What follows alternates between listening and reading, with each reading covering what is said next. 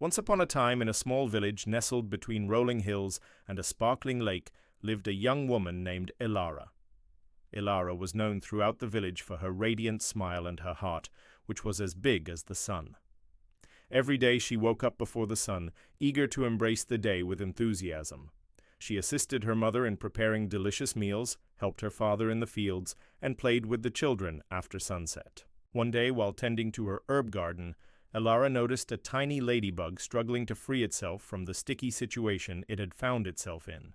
Without hesitation, she gently brushed off the dirt and the leaf that had trapped the ladybug. As a reward for her kindness, the ladybug landed on her finger and said in a tiny yet clear voice, "You have a kind heart, Elara. For helping me, I will grant you a wish." Overwhelmed with surprise, Elara asked for a moment to think about what she truly desired. After careful consideration, Elara realized that she felt blessed with everything in her life and didn't have any particular wants or needs. She pondered for a moment and then asked, "Since I don't have a wish of my own, can I ask for something for someone else?" The ladybug, touched by her selflessness, agreed. "Of course you can do that, but remember, your wish must still benefit you in some way." Elara promised to keep that in mind and inquired, "Then may everyone in my village always be grateful for everything they have?" The ladybug, impressed by her noble wish, waved its magic wings and disappeared, granting Elara's wish.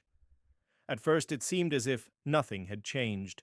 The villagers continued with their daily routines, unaware of the transformation that was about to take place. However, as the days passed, something remarkable began to happen. People started to notice and appreciate the beauty around them.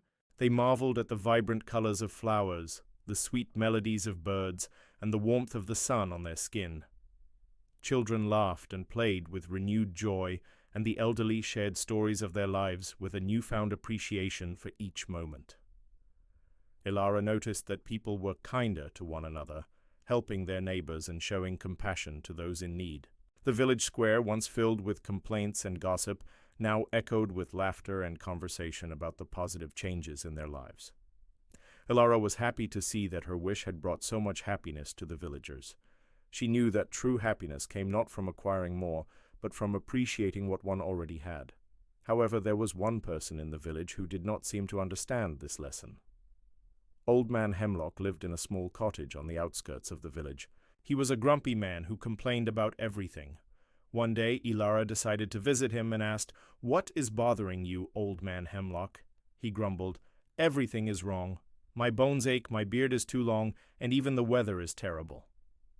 Elara tried to cheer him up, reminding him of all the good things he had: his cozy house, his garden full of vegetables, and his loyal dog, Sparky. But Old Man Hemlock just shook his head and continued complaining. Disappointed, Elara returned home. She couldn't understand why someone could be so ungrateful when everyone else in the village was embracing the gift of gratitude. As the days went by, Elara couldn't shake off the image of Old Man Hemlock and his endless complaints.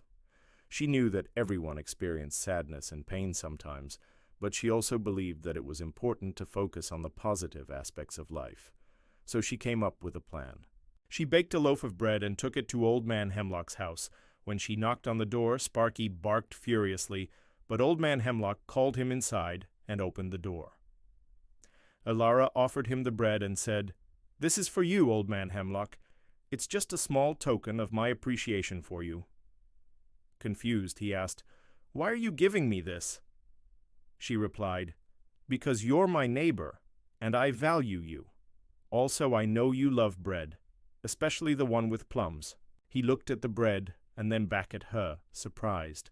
As he took the bread from her, he couldn't help but feel a warmth spread through his chest.